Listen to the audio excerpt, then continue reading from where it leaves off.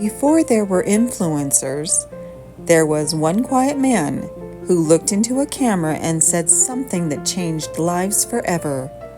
"I like you just the way you are." And the nation listened. Fred McFeely Rogers was born on 20th March 1928 in Latrobe, Pennsylvania. As a child, he wasn't the confident, comforting figure we remember.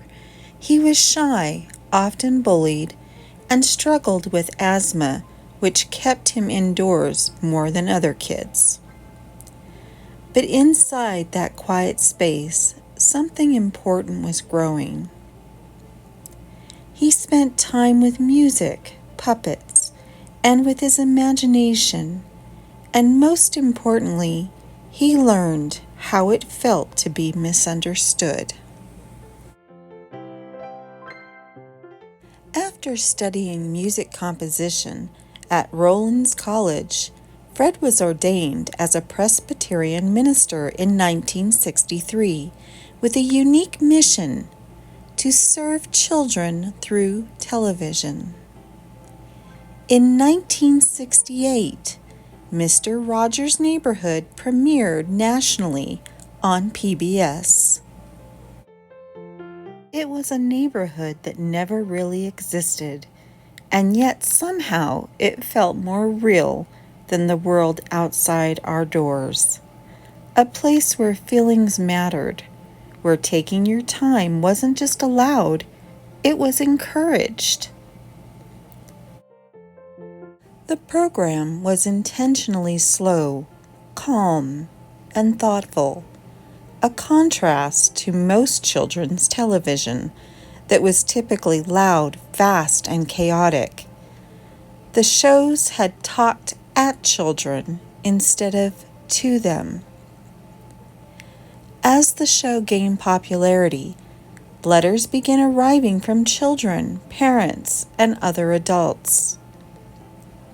Some letters were joyful, others were heartbreaking, written by children who were lonely, scared, or struggling.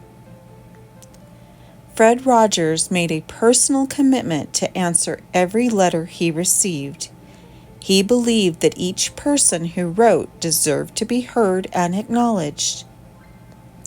Rogers often wrote back by hand, addressing specific concerns raised in the letters. The Fred Rogers Company has confirmed that he personally responded to tens of thousands of letters over the course of his life. For Rogers, answering letters was an extension of his belief that every person has worth.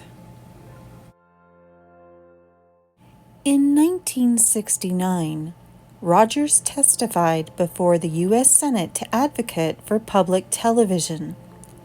At the time, $20 million in federal funding was on the line.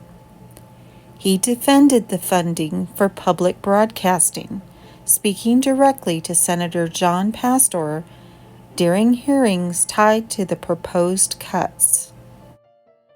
Rather than argue with politics or statistics, Rogers calmly explained how thoughtful, slow-paced programming could support children's emotional development. His sincerity visibly moved the room, and the committee ultimately approved continued funding for what became public broadcasting service.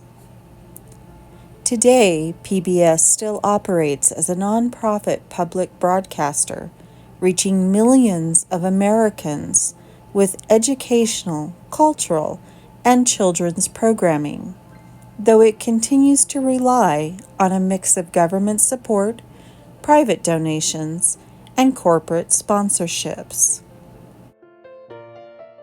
In 2002, Fred Rogers was awarded the Presidential Medal of Freedom by President George W. Bush, the highest civilian honor in the United States.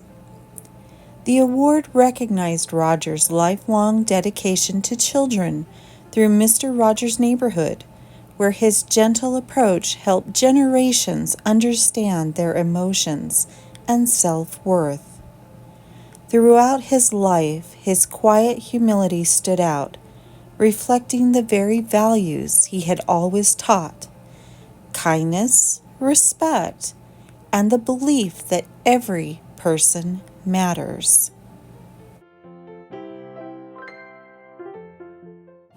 Fred Rogers died on 27th February 2003 at the age of 74. As we start our day, friends, let me remind you of what Mr. Rogers taught us, not just as kids, but as grown-ups too. Anger is a feeling, not a command. It's okay to feel it, but we don't have to let it hurt someone else. We can pause, take a breath. We always have the choice in how we act and what we do next.